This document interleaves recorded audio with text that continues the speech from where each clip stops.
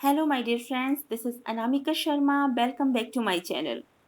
My dear friends, आज हम उत्तराखंड की स्थिति, महत्वपूर्ण तथ्य एवं विश्व प्रसिद्ध उपलब्धियों को विस्तार से जानेंगे। संपूर्ण जानकारी के लिए वीडियो में अंत तक जरूर बने रहें और आप लोग अगर मेरे चैनल में न्यू हैं तो सबसे पहले चैनल को सब्सक्राइब कर लें ताकि आने वाले सभी वीडियोस की नोटिफिकेशन सबसे पहले आप तक पहुंचे।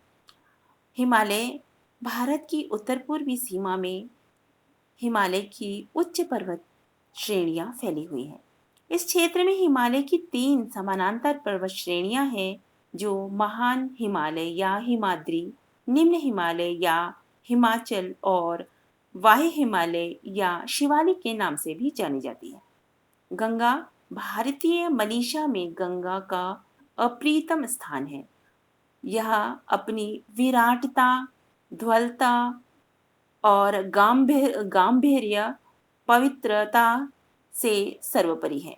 गंगा गढ़वाल हिमालय में बहने वाली 2 नदियों भागीरथी अलकनंदा एवं उनकी सहायक नदियों का सम्मिलित स्वरूप है।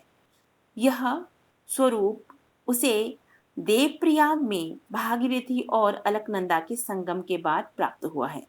इस स्थान से ना तो अलकनंदा अलकनंदा रहती है और ना ही भागीरथी भागीरथी, बल्कि वह गंगा बनकर ब्यास घाट में पूर्वी पश्चिमी नयारों का जल ग्रहण करते हुए हरिद्वार को पार कर मैदानी भागों में प्रवेश करती है। यहाँ से आगे बढ़ते हुए गंगा सागर तक का मार्ग गंगा नाम से तय करती है। गंगा नदी को 4 नवंबर 2008 को भारत सरकार द्वारा राष्ट्रीय नदी घोषित किया गया है और वर्ष 2014 में गंगा नदी की स्वच्छता के लिए नमामि गंगे अभियान प्रारंभ हुआ। नंदा देवी नंदा देवी विश्व की ऊंची चोटियों में से एक है और इसकी ऊंचाई 78-17 मीटर और चोटी जो है ये चमोली जनपद में स्थित है। त्रिशूल पर्वत पर अद्भुत आकृतियों के दर्शन 7120 मीटर ऊंचा त्रिशूल पर्वत श्रद्धालुओं तथा धर्मावलंबियों के साथ साथ पर्यटकों के लिए भी श्रद्धा और कौतूहल का प्रतिरूप है। शिवधाम के रूप में प्रतिष्ठित यह हिम शिखर विभिन्न दिशाओं से अपने विचित्र रूप प्रकट करते हैं। उत्तराखंड के रानीखेत, अल्मोड़ा तथा ग्वालदम से यह नुकीला तथा तीव्र ढलान वाला, जबकि गोपेश्वर से यह सपाट तथा मुखाकृति के रूप में दिखाई देता है। यह मुखाकृति ग्रीष्मकाल में किसी साधु सन्यासी की गंभीर मुद्रा की तरह दिखाई देती है, जबकि जुलाई से सितंबर तक इसके चेहरे पर मुस्कुराहट की झलक दिखाई देती है। यही वक्त है जब प्रसिद्ध नंदा देवी की डोली छोटी राजजात के रूप में इस शिखर के पाद तल पर पहुंचाए जाने की परंपरा है। नवंबर से फरवरी तक इसमें एक कन्या की मुखाकृति का आभास होता है जो आभूषणों से अलंकृत दिखाई देती है। उत्तराखंड के पिथौरागढ़ जनपद में स्थित ओम पर्वत में ओम की आकृति भी इसी प्रकार श्रद्धा एवं रोमांच के साथ देवभूमि की उक्ति को सार्थक कर देती है। नंदा राजजात यह विश्व की सबसे लंबी पैदल धार्मिक यात्रा है। प्रत्येक 12 वर्षों के बाद आयोजित होने वाली यह राजजात 18 अगस्त से 6 सितंबर 2014 तक 14 वर्षों के बाद संपन्न हुई थी और नोटी से शुरू होकर उच्च हिमालयी क्षेत्र होमकुंड और वापस नोटी तक 280 किलोमीटर लंबी इस जात में असंख्य लोगों ने हिस्सा लिया था। कुंभ पर्व और उत्तराखंड। कुंभ पर्व की बात हो और उत्तराखंड का नाम ना हो, ऐसा हो ही नहीं सकता। विश्व का एक ऐसा धार्मिक पर्व जिसमें स्नान करने के लिए जाति, पंथ या लिंग से इतर सर्वाधिक श्रद्धालु एकत्रित होते हैं। गंगा द्वार हरिद्वार में हर 12वें वर्ष कुंभ अर्थात महाकुंभ का आयोजन होता है। ज्योतिषीय गणना के अनुसार जब बृहस्पति कुंभ राशि में होता है और सूर्य मेष राशि में प्रवेश करता है, तब हरिद्वार में महाकुंभ होता है। महाकुंभ के 6 वर्ष बाद हरिद्वार में अर्धकुंभ भी होता है। हरिद्वार में प्रत्येक 12वें वर्ष महाकुंभ स्नान होता है। अब बद्रीनाथ। बद्रीनाथ भारत के 4 धामों में से एक धाम है, जो कि चमोली जनपद में स्थित है। और तुंगनाथ सबसे अधिक ऊंचाई पर स्थित मंदिर रुद्रप्रयाग जनपद में स्थित है। जो उशीमठ ओलिव रोपवे पर स्थित है और ये एशिया का सबसे अधिक लंबाई तथा ऊंचाई का रोपवे है और इसकी ऊंचाई लगभग 4.15 किलोमीटर लंबा तथा इसकी लंबाई 4.15 किलोमीटर तथा इसकी ऊंचाई जो है 16 मीटर ऊंचाई वाला ये मार्ग अक्टूबर 1993 में शुरू हुआ था। और कार्बेट राष्ट्रीय उद्यान, यह अपनी अकूत जैव विविधता के लिए विश्व प्रसिद्ध कार्बेट राष्ट्रीय उद्यान को पूर्व में हेली नेशनल पार्क के नाम से जाना जाता था। कटारमल सूर्य मंदिर, यह मंदिर उत्तराखंड शैली का है, जिसका निर्माण राजा कटारमल ने किया था। इस मंदिर में मुख्य प्रतिमा सूर्य की है, जो आसन मुद्रा में है। इस मुद्रा के कपाट वर्तमान में राष्ट्रीय संग्रहालय नई दिल्ली में रखे हुए हैं, जो अपनी विशिष्ट काष्ठ शिल्पकला के लिए विश्व प्रसिद्ध है।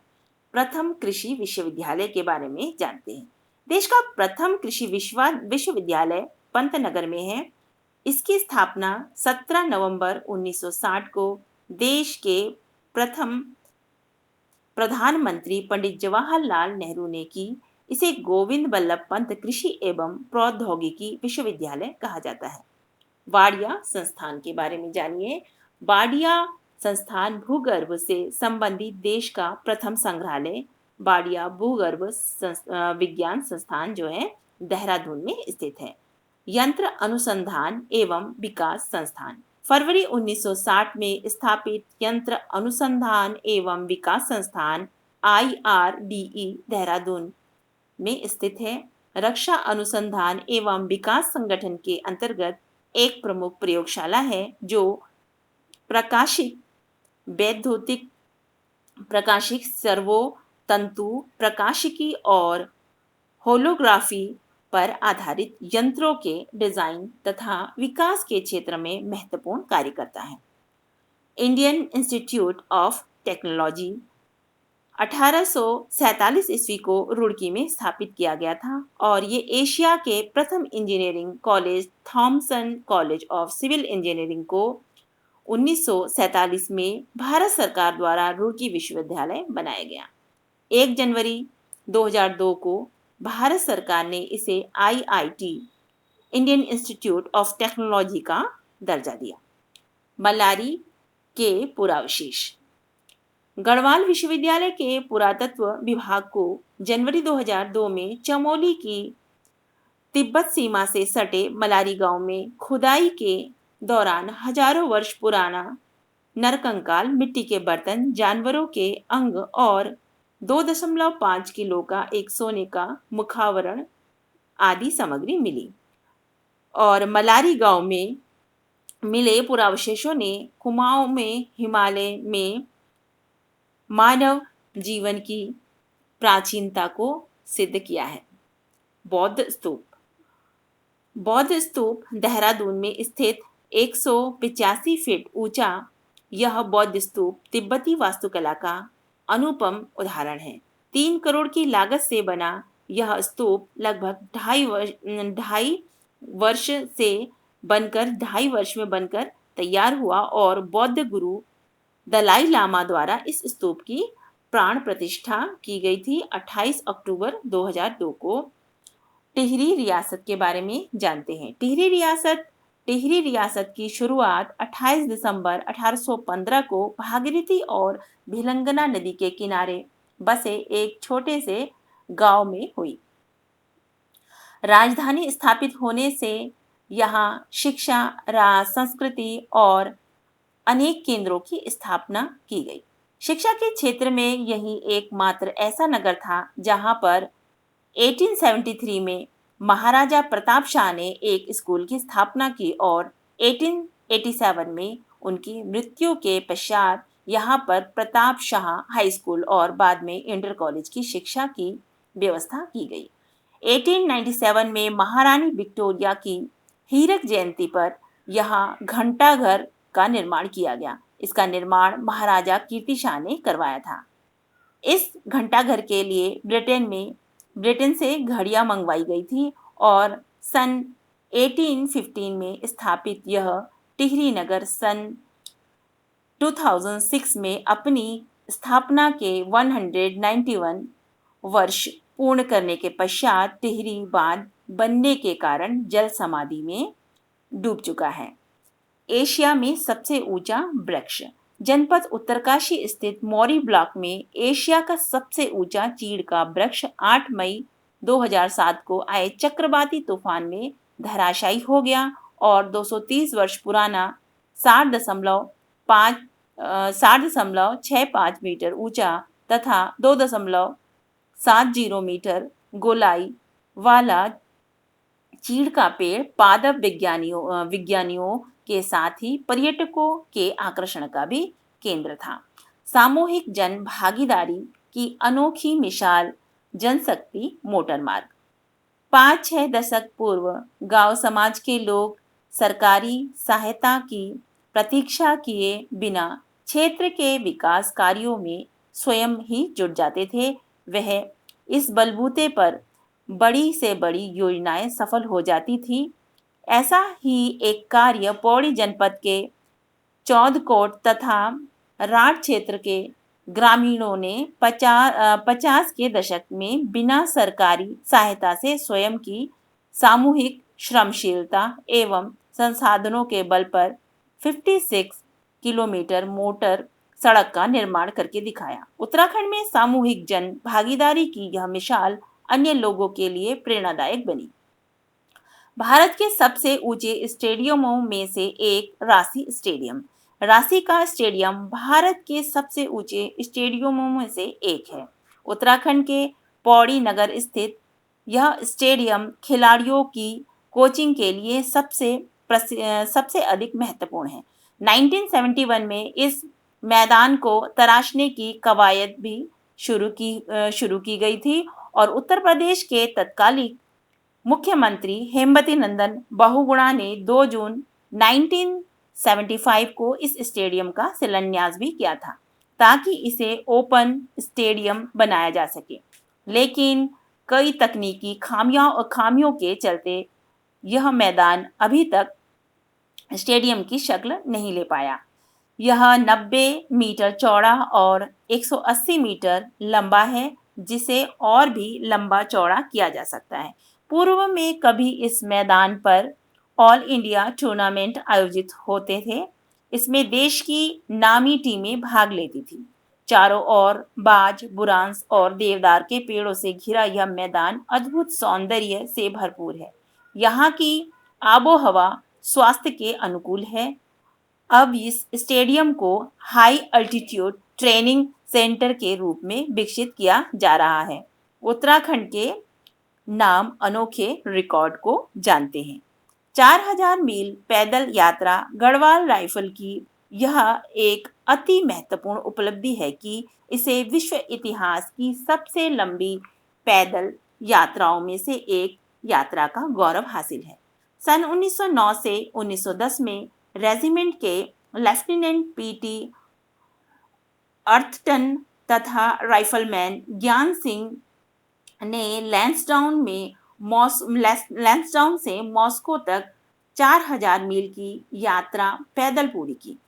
कमिश्नर गिलगिट, हुंजा तथा पामीर की पहाड़ियों के ऊपर से गुजरकर चीन, मंगोलिया तथा साइबेरिया होते हुए ये दोनों यात्री पैदल मॉस्को पहुंचे थे। इस उपलब्धि पर सरकार ने उन्हें मैकग्रैगर अलंकरण से विभूषित किया था। पर्वत शिखरों पर रेजिमेंट की फतह। गढ़वाल राइफल के हवलदार जगत सिंह एवं कुंवर सिंह ने वर्ष 2003 ईस्वी में संयुक्त इंडो नेपाल पर्वतारोहण अभियान के तहत एवरेस्ट शिखर पर भारत का झंडा फहराकर रेजिमेंट के पर्वतारोहण के इतिहास में एक स्वर्णिम अध्याय जोड़ा। एडमंड हिलेरी तथा एवरेस्ट फतह करने की 50वीं वर्षगांठ के अवसर पर गढ़वाल राइफल के पर्वतारोहियों ने यह उपलब्धि हासिल की।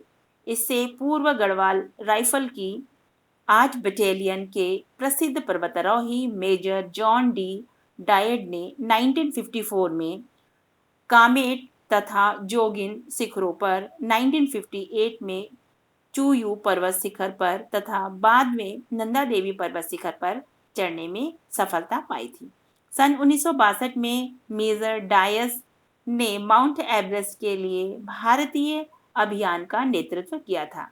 रेजिमेंट के पर्वतारोहियों ने 1986 में जोगिन शिखर और कामेट शिखर, चौखंबा शिखर तथा सतोपन शिखर आदि अभियानों में कामयाबी हासिल की थी।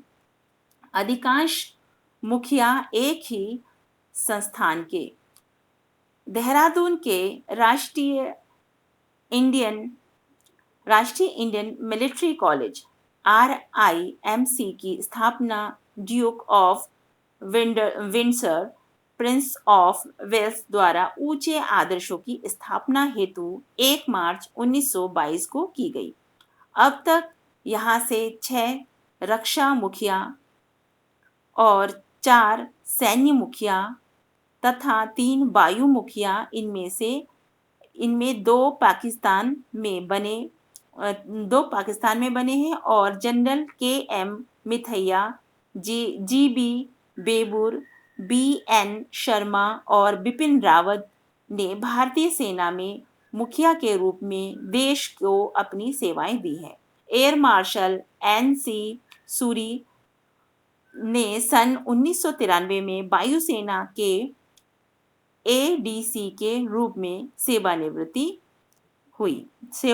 हुए और पाकिस्तान एयर फोर्स में मुखिया के रूप में air marshal M Asghar Khan और M नूर खान ने पाकिस्तान को अपनी सेवाएं दी।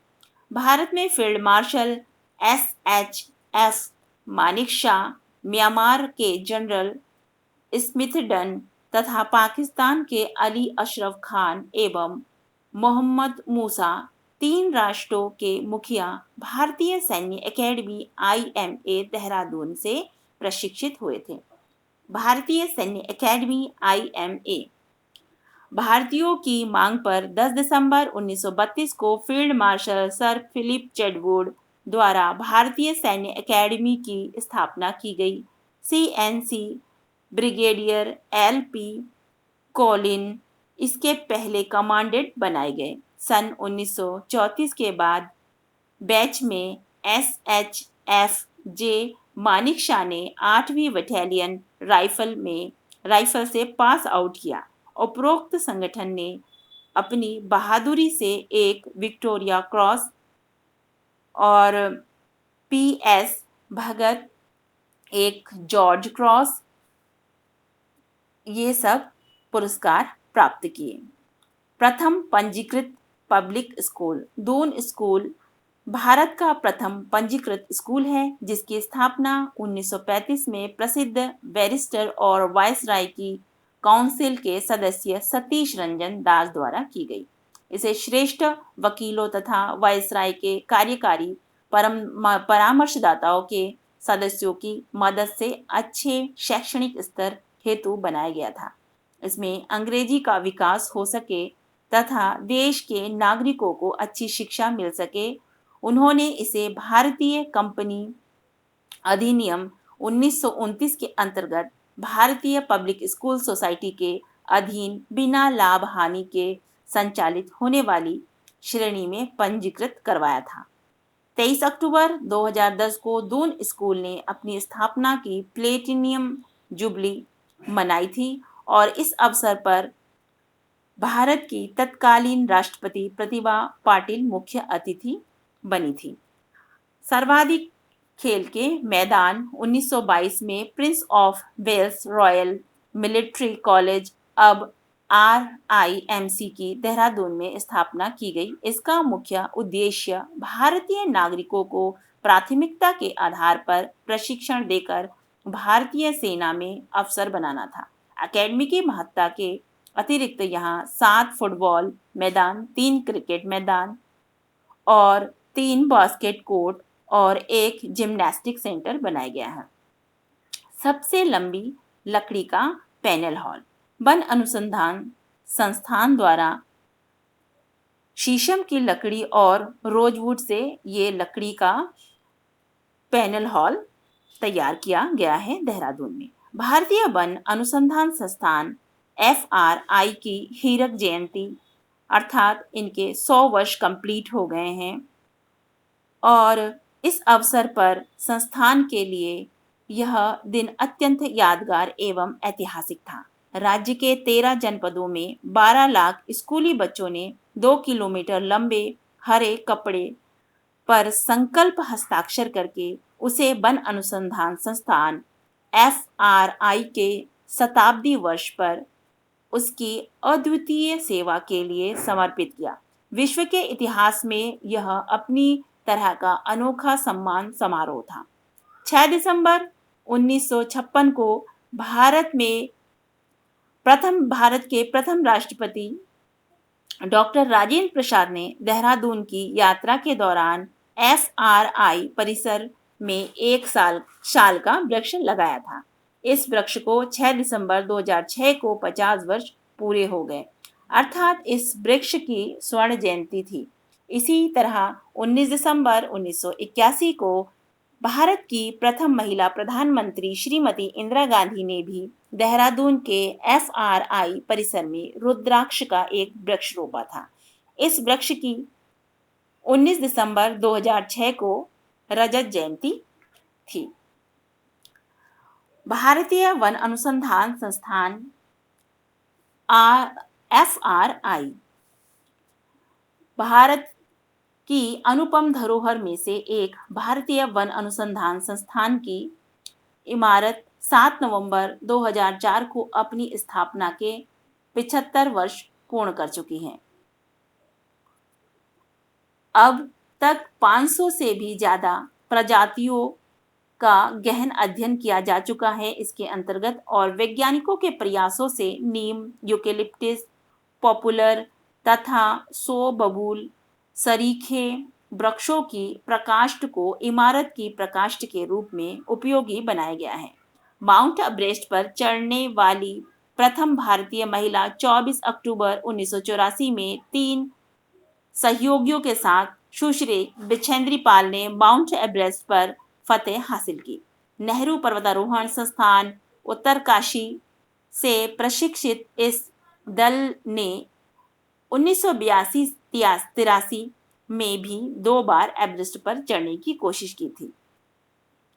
प्रथम महिला दल जिसने हिमालय पार किया। बिछेंद्री पाल के नेतृत्व में एक महिला दल ने 4 फरवरी 1997 को अरुणाचल प्रदेश के बॉमडिला में हिमालय की यात्रा शुरू की। इस दल ने अरुणाचल प्रदेश के सियाचिन के ऊंचे ग्लेशियर की लगभग 4000 किलोमीटर के ट्रैक की यात्रा 15 अगस्त 1997 में समाप्त की।